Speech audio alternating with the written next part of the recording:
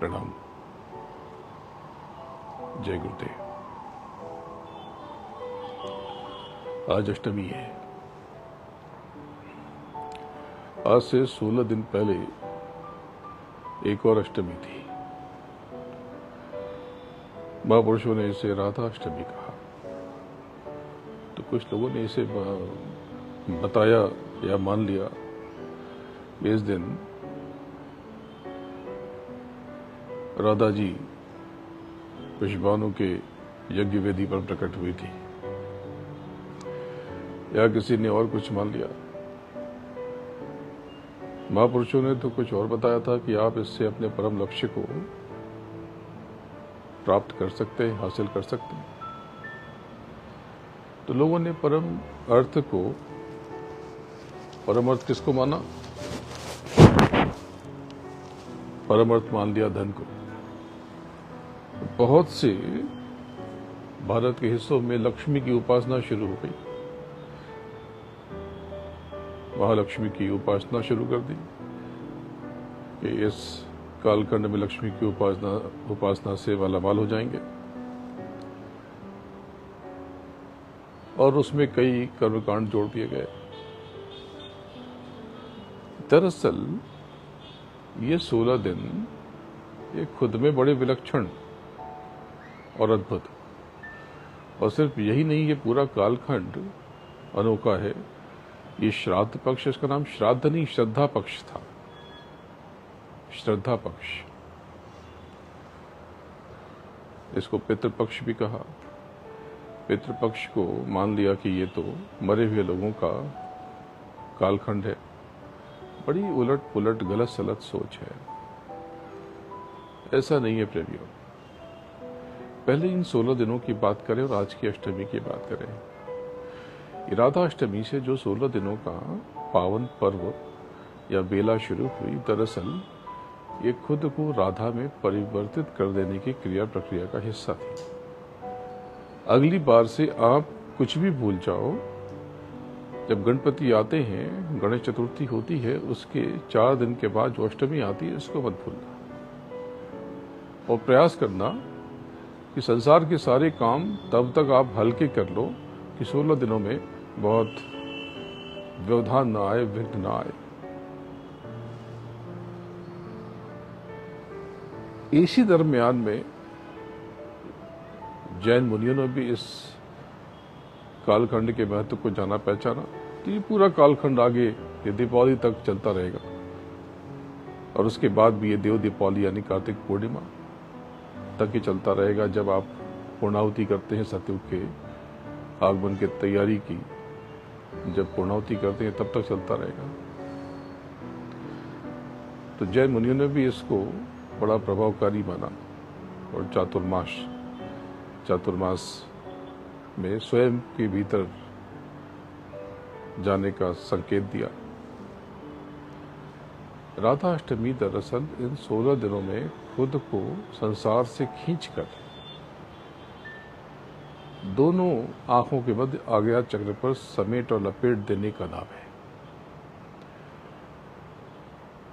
दोनों आंखों के मध्य समेट देने से आप बहुत विलक्षण अनुभूतियों के साक्षी बनते हो। तो महालक्ष्मी की उपासना से कुछ नहीं होगा।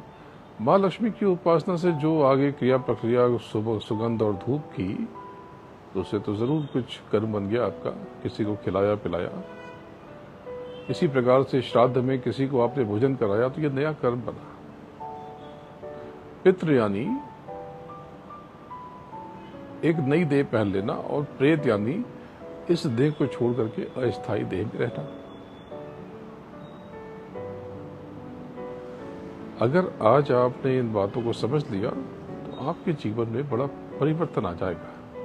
धनी होने का सूत्र आपके कर्मों में है। अपनी नियत को साफ रखो, मंशा को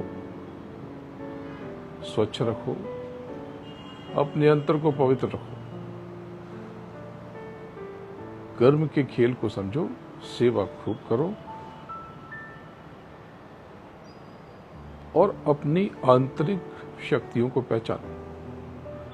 पूरा जगत, पूरी सृष्टि शब्द से बनी है। ये शब्द कैसी है? इस शब्द में कंपन है, जिसको विदेशों में मैं सुनता हूं, वहां बहुत से पंथ के लोग मुझे मिलते हैं, वो कहते हैं कि वाइब्रेशन सब कुछ है। तो मैंने बताया कि यही तो मैं कह रहा हूं और यही हमारे गुरु महाराज जी कहने के लिए कहा। देखो, पूरा काम ये मेरा नहीं है, ये गुरु महाराज का है। कोई क्या समझता है, इसकी फिक्र करेंगे तो कहां तक फंसेंगे। आप देखो, मैंने आज तक कोई बहुत बड़े बड़े ना मठ बनाए ना आश्रम बनाए। जरूरत महसूस होने के बाद भी अभी तक तो नहीं कर पाए। बाद में करेंगे, नहीं करेंगे वो देखेंगे। उठने बैठने की आपकी जगह हो जाए, बाकी और तो मुझे कोई आवश्यकता नहीं है। तो मेरे मार्ग को समझो, मेरी गतिविधियों को समझो। अब इसमें जो आप प्रणाम मुझे करते हो, बदले में आप देखो, मैं आंख बंद करके प्रणाम अपने मालिक को अर्पित कर देता हूं। और जब आप मुझे प्रणाम करते हो, मैं भी आपको प्रणाम करता हूं। अगर मुझे जय जयकार अपनी करानी होती तो जिस नाम से संसार ने मुझे जाना, उसी नाम से जय जयकार कराऊं तो फायदा था ना। ये दूसरा नाम जिससे मुझे कोई जानता ही नहीं था, 40-45 बरस तक जिस नाम से लोग जानते थे, वो नाम खो जाए और कोई नया नाम प्रकट हो जाए। जिसको लगता है कि कोई छल है, तो ये छल आप भी करके देख लो। आपका परिवार समाज को क्या कहेगा? आपके बच्चे क्या कहेंगे कि उनके पिताजी क्या करते हैं?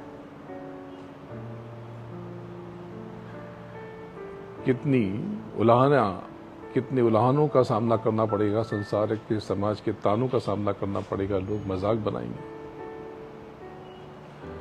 ऐसा भी समय आएगा जब अगर आपका स्वयं पर नियंत्रण नहीं होगा तो आप रो पड़ोगे, आंख से आंसू आएंगे, बहुत तरह की पीड़ा होगी। आसान रास्ता थोड़ी है। जीवों को जगाने का काम आसान थोड़ी था, कितना कठिन काम है। मुझे क्या क्या सहना पड़ा, अगर मैं बताऊं तो आप रो पड़ो। आज भी लोग उंगली उठाते हैं, कोई कुछ कह देता है, कोई कुछ कह देता है। लोग मुझे फोन करते हैं और बताते हैं कि इन पर कार्रवाई कर दी जाएगी। मैं तो कर दूंगा, मैं मना करता हूं, मेरे बच्चे हैं। कुछ लोग कहते हैं कि जो लोग आपके खिलाफ बुरी बात करते हैं, अगर कल वो आपके पास आएंगे तो आप गले लगा लेंगे। मैं कहता हूं जरूर, मेरे अपने हैं, मैं तो कभी दूर गया ही नहीं उनसे। वो क्या सोचते हैं? मेरी जिम्मेदारी इतनी है कि शायद मैं उनको ठीक से बता नहीं पाया, उनके अंदर के कचरे को मैं जला नहीं सका, क्योंकि इतना मौका उन्होंने दिया ही नहीं। जो निंदा करता है, आलोचना करता है, बदनामी करता है दूसरे की, जो किसी क्रम उपक्रम में लगा हुआ है, उसके मोटिव को, उसके उद्देश्यों को समझो। वो जीव तो मासूम है, उसके कर्मों की दिशा गलत हुई ना, उससे घृणा मत करना। तो ये जो 16 दिन आज पूर्ण हुए, ये बहुत कमाल के थे। तो संसार जो लक्ष्मी पूजन करता है, ये बात अधूरी रह गई, इसको पूरा करो। बड़ी बहुत कारगर हो सकता है अगर उसमें सेवा शामिल हो जाए तो। लेकिन ये कालखंड लौकिक उन्नति का ये चलता रहेगा पूरे कार्तिक मास तक, देव दीपावली तक। इसीलिए ये श्रावण से शुरू हो जाता है। इसलिए सतयुग की अगवानी का जो यज्ञ रखा गया, पहले तो श्रावण में हुआ, लेकिन उसके बाद देव दीपावली पर इसकी पूर्णाहुति होती है। आपसे किसी न किसी बहाने सेवा करा ली जाती है, आहुति देकर के। इस रहस्य को समझो, भेद को समझो। मेरा कुछ नहीं है, ये सब मेरे मालिक का है। तो ये आज की अष्टमी भी बड़ी अनोखी। भजन खूब करो, स्वयं का बोध करो। मैं आपका हूं, आप मेरे हो। एक बात समझ लो कि मैं इस देह में रहूं न रहूं, मैं तो हमेशा आपके साथ ही हूं। लेकिन देह में रहने से आपको एक आभास रहेगा, आपको दिशा स्पष्ट नजर आएगी। तो मुझे तो आपसे क्या सरोकार, मैं तो अभी दौड़ धूप करके थोड़ा सा ऐसा समय आएगा जब मैं कुछ समय के लिए थम जाऊंगा और शायद थोड़े समय के लिए लुप्त भी हो जाऊं। ये जो यज्ञ शुरू हुआ है गुरु महाराज के आदेश और निर्देश और उनकी मौत से, ये हमेशा नहीं चलेगा। ये रुकेगा बीच में कुछ समय के लिए, थोड़े समय के लिए, या हमेशा के लिए कुछ न कुछ इसमें रुकावट आएगी। ये रुकेगा तब तक आप जो इकट्ठा कर सकते हो, दया ले सकते हो, सेवा कर सकते हो, करके इसका लाभ ले लो। तो ये जो संसार 16 दिनों की लक्ष्मी की उपासना करता है, दरअसल लक्ष्मी आपके कर्मों में छिपी है। आपकी आंतरिक क्षमता का नाम लक्ष्मी है। सेवा से जो बुनियाद बनी, उस पर झंडा लहराने का नाम लक्ष्मी है। अपने कर्मों को दिशा दे करके, स्वयं को निखार करके, सेवा करके, काया से, वचन से और विचारों से आप सब कुछ हासिल कर सकते हो। मैं आपको ये लोग भी पाने का उपाय बताना चाहता हूं और परलोक को भी बनाने का रास्ता दिखाना चाहता हूं। मैं गुरु तो हूं नहीं, मैं तो गुरु महाराज के चरणों की रज हूं। अब किसी को भ्रम होता है तो मैं कुछ नहीं कह सकता। अब कोई चेहरा होता है आगे कोई चेहरा होता है, तो गुरु महाराज की मौत से कोई चेहरा मेरा आज न हो, किसी और का हो जाएगा और किसी का हो जाएगा। लेकिन एक बात ये है प्रेमियों कि गुरु महाराज थे, गुरु महाराज हैं और गुरु महाराज रहेंगे। तो ये आप यज्ञ की तैयारी में लग जाओ, नाम की कमाई खूब करो। देखो, भजन बहुत जरूरी है। भजन से आप उस अंतर्नाद को, जो आपका मूल है, वो पकड़ते हो। तो उसका अर्थ, जो नए लोग हैं वो ये समझ लें कि भजन का अर्थ गाना गाना नहीं है। भजन का अर्थ है ब्रह्मांडी ध्वनियों का श्रवण करना, उस गान को सुनना। संपूर्ण सृष्टि का जो निर्माण हुआ, इसकी रचना हुई, ये नाद से हुई, शब्द से हुई, वर्ड से हुई। कलयुग केवल नाम अधारा, और सुमिर सुमिर नर उतर ही पारा। इस्लाम भी मानता है, आसमानी आवाज कहता है, सिख इसको सबद कहते हैं, बाइबल वर्ड कहती है। आपकी जो जीवात्मा है, आत्मा जो इस जीव में बन के जीवात्मा, वो भी शब्द स्वरूप है।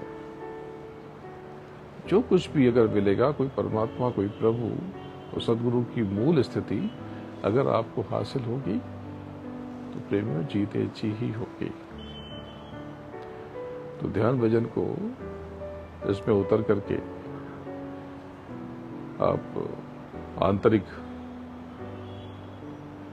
जो संगीत है उसको सुनने का अभ्यास करें, कोशिश करें। बड़ा आनंददायक अनुभव होता है ये, बहुत विलक्षण, बहुत अनोखा। पूरे विश्वास के साथ में आप किसी पूर्ण गुरु के सामने बैठ जाएं, किसी सदगुरु के समक्ष बैठ जाएं, या अंतर में उनको सम्मुख कर लें। और जब आप उसको सुनेंगे तो आपको अपने आसपास एक सुरक्षा कवच सा महसूस होगा। बात ऐसी है कि जब आप चढ़ोगे और ऊपर जंजीद्वीप के मैदानों पे पहुंचोगे, नीचे सब मंडलों के दर्शन करके, स्वर्ग का दर्शन करके, इंद्र के लोक अमरावती के भुवन से आगे चल करके, यानी जो स्वर्ग लोक, स्वर्ग मंडल में आप आगे बढ़ोगे तो उसके दूसरी तरफ धर्मराय, आपको इनका बहुत भव्य स्थान दिखाई देगा। बड़ा अलौकिक सा है। कोई जो आप तस्वीरों में देखते हो कि कोई काले सिंह वाले मोटे मोटे बैठे हैं, ऐसा नहीं है। यम और धर्मराय में फर्क है, तो खैर उस पर बात करते हैं। तो ये जो धर्मराय का जो स्थान है, ये कचहरी है, कोर्ट है, अदालत है, ये न्याय की अदालत है, इंसाफ का काम होता है यहाँ पर। यहाँ भी बहुत सारे देवता वास करते हैं, यहाँ पर भी बहुत सारी शक्तियाँ निवास करती हैं। इसमें एक के बस की बात नहीं है। धर्मराय तो मुखिया है। और आपको पता है कि जो लेखा जोखा वो एक पूरी व्यवस्था है। जैसे संविधान बना तो संविधान एक व्यक्ति ने नहीं बनाया, संविधान समिति थी, है ना।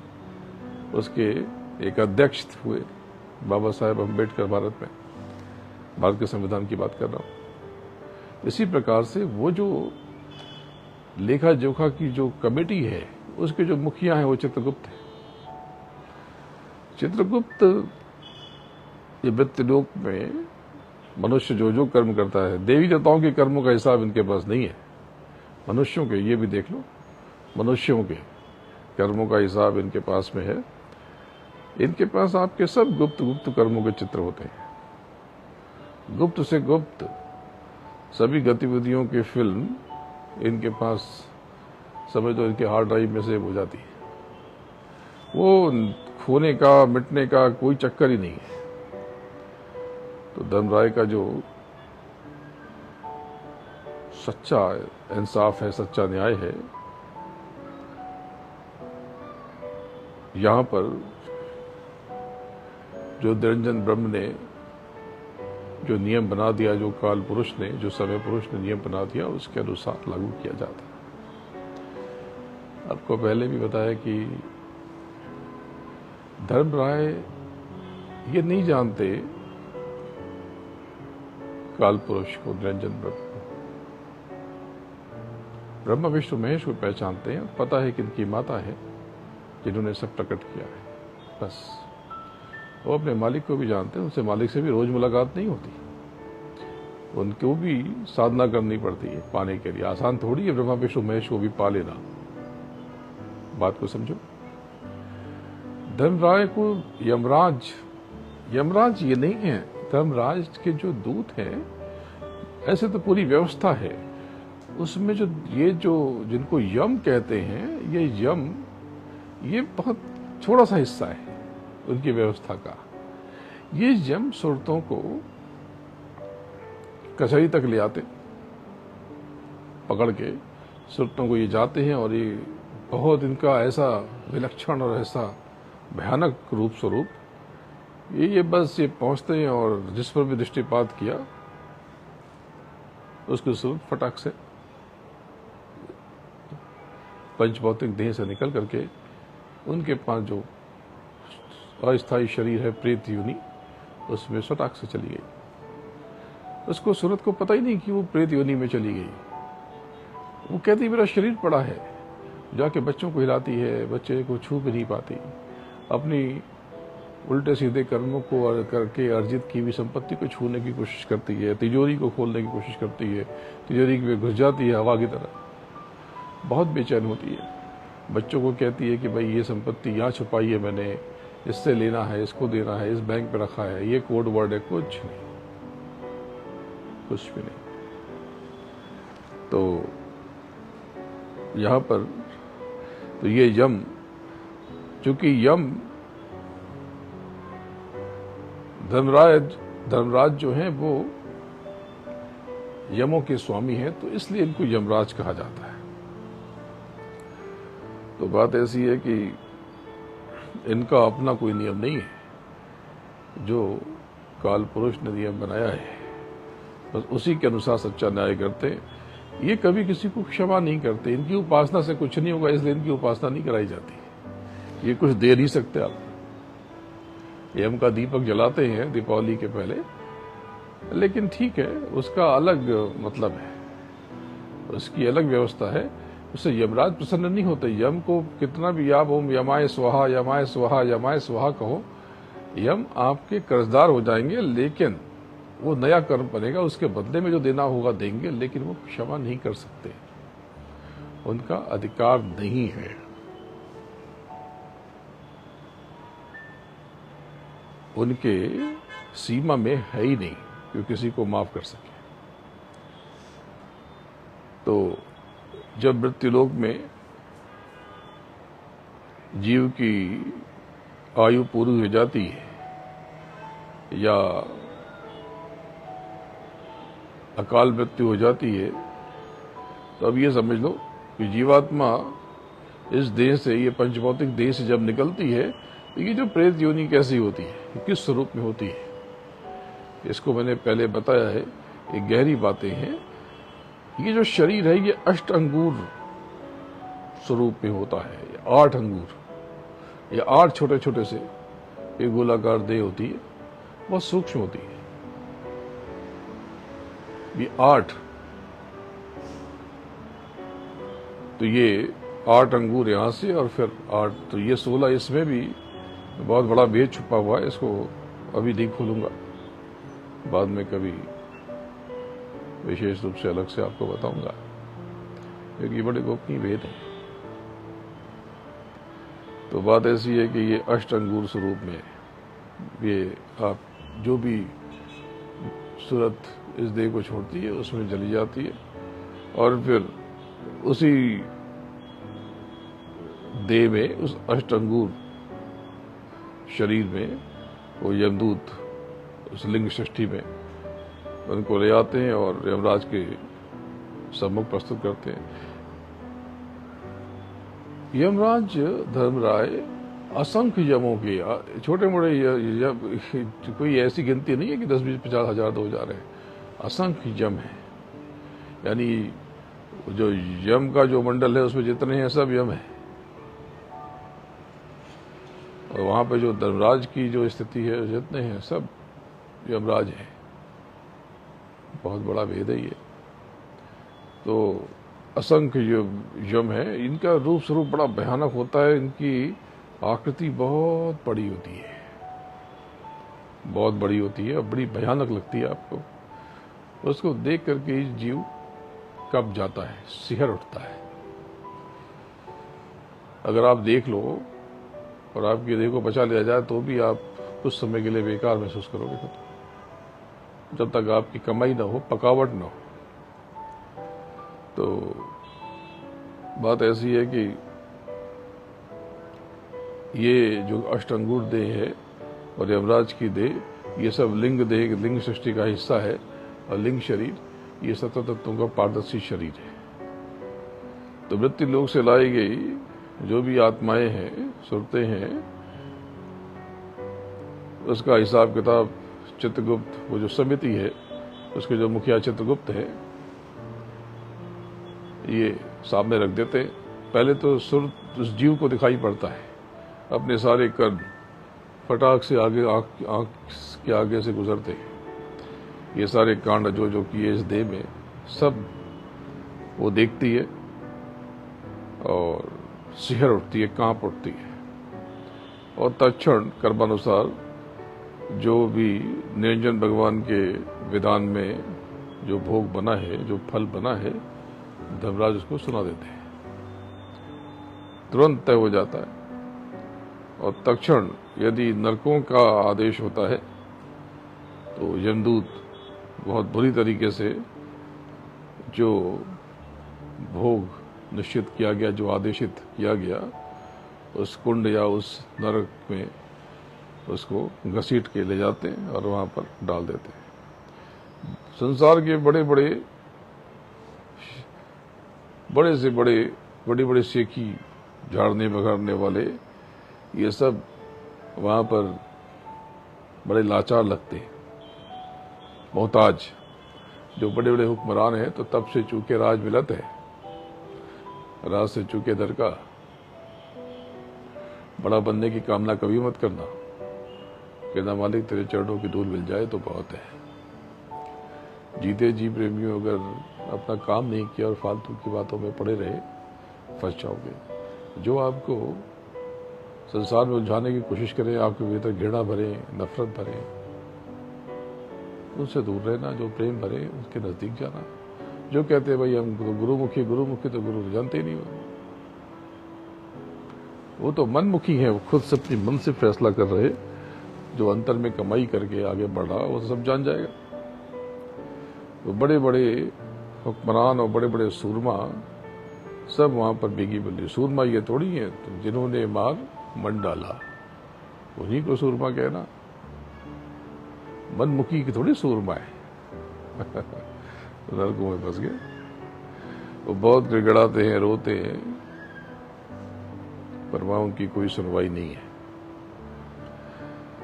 जिस आत्मा को 84 का भोग भोगने का निर्देश और आदेश सुनाया गया, उस आत्मा को 84 के चोले में नीचे उतार दिया गया।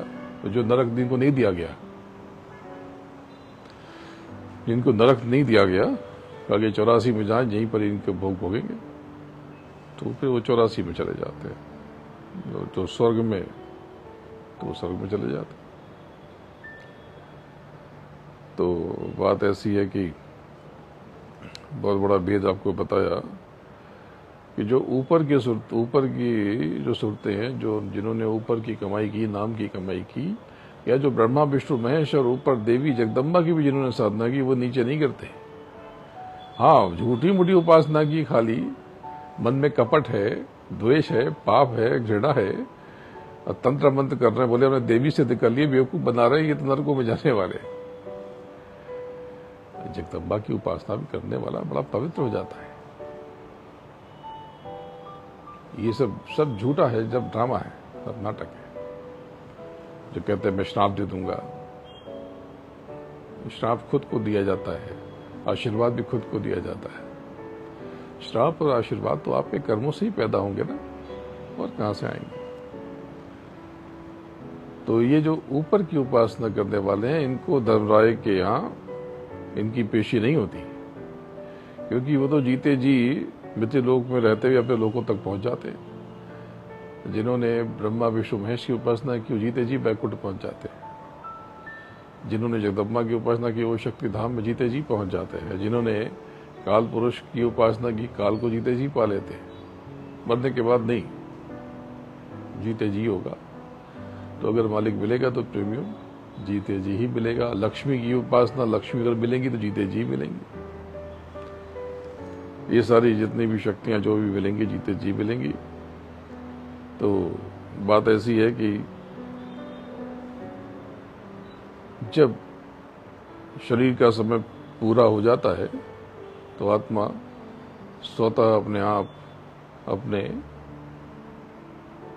अपनी कमाई के अनुसार अपने स्थान पर पहुंच जाती है। जो आत्माएं नरक में जाती हैं, उन्हें नरक में जो सबसे छोटा जो कालखंड है, वो एक कल्प युग का है। छोटा कर्म, तो कर्मों को लेकर सचेत रहना, निंदा विंदा मत किया करो, और जो निंदा करे उसे दूर भग जाया करो। मैंने तो आपको किसी की निंदा नहीं सिखाई। गुरु महाराज को जो जिन्होंने पीड़ा दी, गुरु महाराज ने कभी नहीं कहा कि उनकी निंदा करता। और मैं बहुत से भेद आपको बताता नहीं हूं, क्योंकि आप निंदा करने लगोगे, तो मुझे आपको कर्मों में उलझाना नहीं है। जो लोग गालियां देते हैं, मैं साफ साफ कहता हूं, उनके लिए प्रार्थना करो, उनको बदले में कुछ कहो मत, अनसुनी करो, उनकी सजा यही है। जो निंदा में डूबे हुए वो निंदित हो जाएंगे, जो घृणा में डूबे हुए वो घृणित हो जाएंगे। वो अपने कर्मों को जाने, लेकिन उनके लिए प्रार्थना जरूर करना कि मालिक दया हो जाए, इन पर दया हो जाए। तो क्या दया हो जाएगी? नहीं, दया आप पर होगी। तो बात ऐसी है कि एक नरक में अनेक नरक भोगने पड़ते हैं। एक जीवन में इतने कर्म कर लिए कि अनेक, तो एक नरक में जो सबसे कम समय होता है, एक कल्प युग का होता है, और जिसको मजबूर होकर के जीव भोगता है। और सब जब आप चढ़ोगे तो सब अपनी आंखों से देखोगे। नरक लोक की जो दिशा है प्रेमियों, वो दक्षिण की तरफ है। दक्षिण, कोई भी साधक उस तरफ न जाता है, न जाना चाहता है। अगर कभी उसने यातना को देख लिया तो घबरा जाता है, मूक हो जाता है, मौन हो जाता है, और कभी देखना नहीं चाहता, और भय के कारण वो फिर जल्दी साधन भजन में आसानी से बैठ भी नहीं पाता। इसलिए गुरु साधक को रास्ता बताता रहता है, और दाहिने दिशा से सीधे तरफ से ही स्वर्ग और वैकुंठ भुवनों की तरफ बढ़ना चाहिए, और गुरु यही आपको रास्ता बताता है। तो गुरु को हमेशा गुरु का ध्यान कर प्यारे, बिना उसके नहीं छूटना। और नाम के रंग बेरंग जा। केवल नाम को पकड़ लो, गुरुमुखी हो जाओ। तो बात ऐसी है कि वहां जाओगे तो सब बहुत सी योनियां दिखाई देंगी, भूत भी दिखाई देंगे, प्रेत भी दिखाई देंगे, प्रेत भी दिखाई देंगे, पिशाच भी दिखाई देंगे, चुड़ैल भी दिखाई देंगे। अब बहुत से लोग कहते हैं कि ये पिशाचनी सिद्ध कर लो तो ये बता देगी ये कर्ण पिशाचनी की साधना है, ये फलास पिशाचनी की साधना है। अरे जानते हो पिशाच है वो, तुम्हारा भी खून पी जाएगी, तुमको भी पी जाएगी, और जान भी जाओगे घंटे भर का। तो ये तो आगे का पता नहीं चलता, पीछे का आगे का तो केवल गुरु ही जानता है। पीछे का सब देख लेते हैं, तो पीछे का पता कि क्या होगा। ऐसी साधनाएं होती हैं लेकिन गिर जाते हैं, खत्म हो जाते हैं, बहुत बुरा हाल होता है। तो कभी भी इन साधनाओं को, इन सिद्धियों को पाने की कोशिश नहीं करनी चाहिए। ये बहुत बड़ी बेवकूफी है। दूसरों का अतीत जान भी लिया तो क्या कर लिया, क्या हो जाएगा उससे। अपना अतीत तो तुमको पता है, और अपने अतीत से ही तो मतलब हो। दूसरे के अतीत जान के क्या करोगे, दूसरों ने क्या किया इसको जान के क्या करना। तो बात ऐसी है कि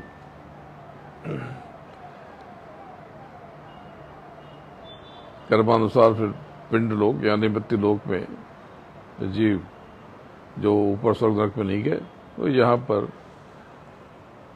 कष्टों को भुगता है। जैसे हम गरीब बन गए, बीमार हो गए, ये सब पिछले कर्म है जो आप नरकों में नहीं भोगने लायक कर्म थे। नरक अलग है, ऐसा नहीं जो कहते हैं कि स्वर्ग नरक सब यहीं पे होता है, नहीं, ये तो है। जो भोग, जो सुख आप स्वर्ग के लायक नहीं है तो नीचे दे दिया जाता है। ये जो नीचे के सुख है ये स्वर्ग के सुख से कुछ नहीं, धूल भी नहीं। और नीचे के जो दुख है ये नरकों के दुख के आगे धूल भी नहीं है, जर्रा भी नहीं है। तो बात ऐसी है कि सबका जो शरीर होता है, ये श्राद्ध पक्ष है इसलिए बता देता हूं कि जो है वो अलग अलग, जैसे भूतों का शरीर है, ये एक भूत एक तरह के नहीं होते, इनका भी रंग रूप गुण, इसमें भी बहुत सारी योनियां हैं, बहुत तरह तरह के शरीर। जैसे कि खाली पंचभौतिक शरीर कह दिया तो इसमें 84 लाख है। अब इंसान कह दिया तो इंसान भी जो है 3 फीट का से लेकर के 7 फीट तक के मनुष्य आजकल दिखते हैं।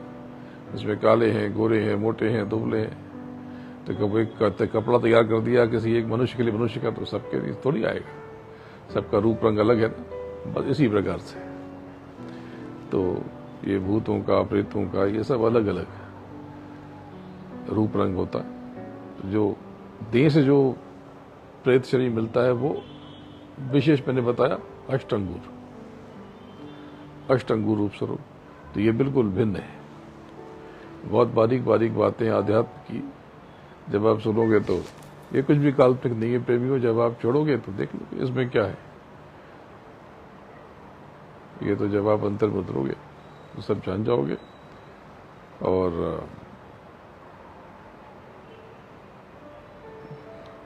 तो ये अलग अलग देह है। अकाल मृत्यु जब हो जाती है तो ये जो पिंड देह में से निकली हुई जो सुरतें हैं वो प्रेत योनि में रहती हैं, और पिंड शरीर में बचे हुए जो पिंड शरीर का जो समय बच गया, जो उम्र का, वो उस प्रेत योनि में कष्ट को भोगती है।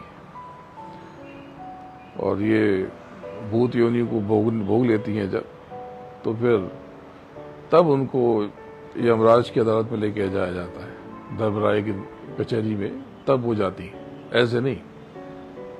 और अकाल मृत्यु जो होती है वो कर्मानुसार निश्चित हो जाता है, कर्मानुसार। तो ये सब जब चढ़ोगे तो सब देख पाते हो, सब कुछ दिखाई पड़ता है। जो कहा कि तीजे आकाश रहे धर्मराई, और नरक स्वर्ग जिन लीन बजाई, और कर्मन फल जीवन भुगताई, ऐसा अदल पसारा है।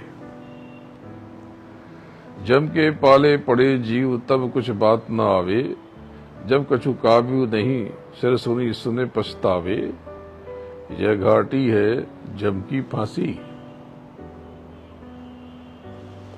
यह घाटी है जम की फांसी, सुर नरमुनि फंदे 84, जन्म जन्म है जम को त्रासा, मृत्यु लोक पाताल अकासा, जबले पहुंचावे चित्रगुप्त यह, लिखनी लिखे विचारी, दयाहीन गुरु विमुखी ठहरे अग्निकुंड लह डारी, कायत कागद काढ़िया लेखा वार न पार, कायत कागद काढ़िया लेखा वार न पार, जब लगी श्वास शरीर में तब लगी नाम सवार। धर्मराय जब लेखा मांगे,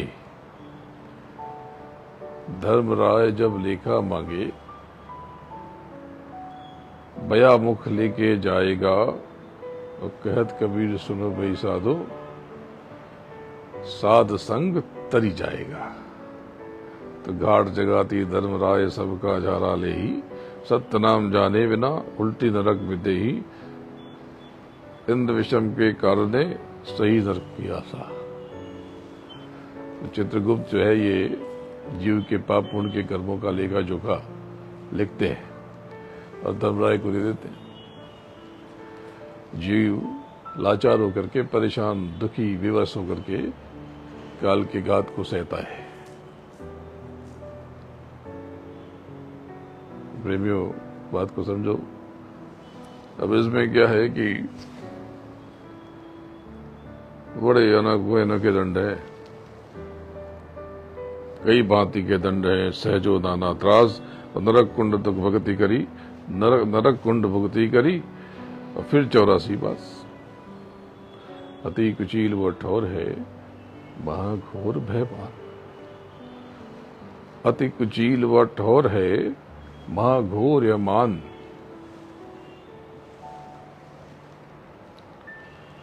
त्राई त्राई पापी करे सुदन कानो का। कोई नहीं सुनता।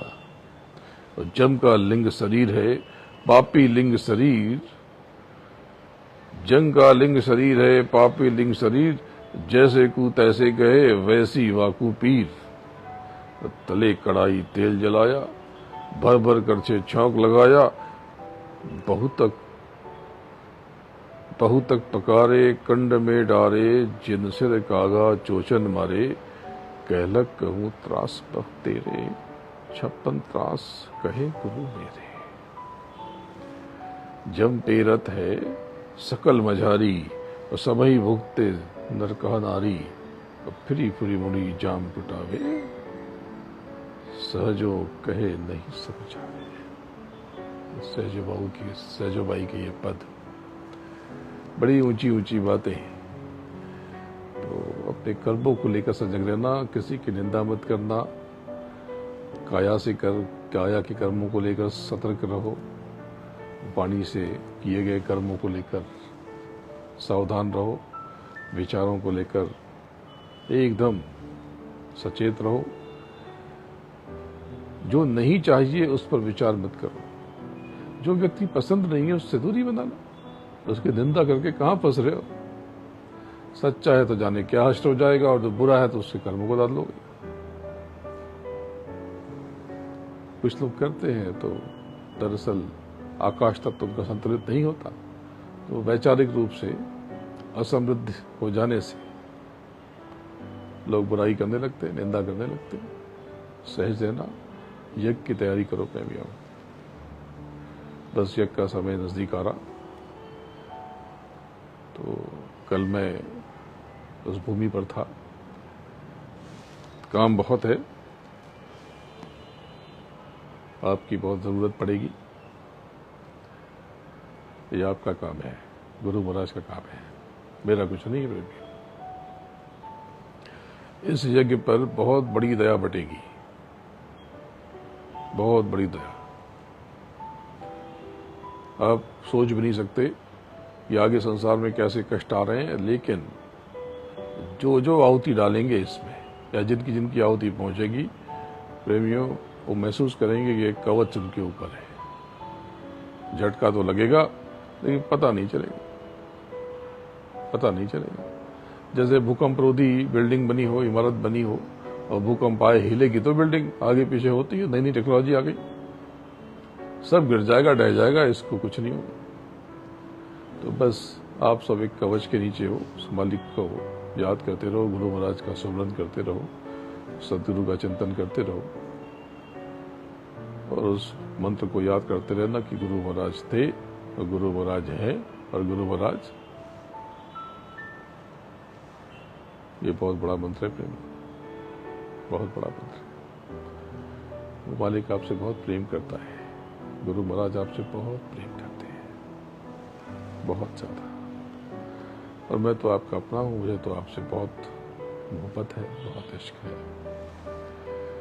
तो खैर ये तो आज 16 दिन का एक चक्र पूरा हुआ, लेकिन यहाँ से लेकर के देव दीपावली यानी कार्तिक पूर्णिमा तक 27 नवंबर तक का जो समय, ये बहुत विलक्षण है। नाम की कमाई में दे दो, सेवा में लग जाओ, यज्ञ की तैयारी में लग जाओ।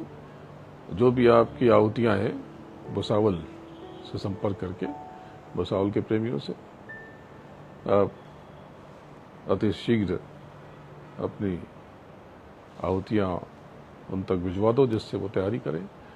और जो जो जहाँ की संगत आने वाली है, कितने लोग, अनुमान जितना है, अपनी अपनी संगतों उसकी आने की सूचना भुसावल संगत को दे के रखो, उनको बता दो, तो जिससे आपकी व्यवस्था समुचित तौर पे हो जाए।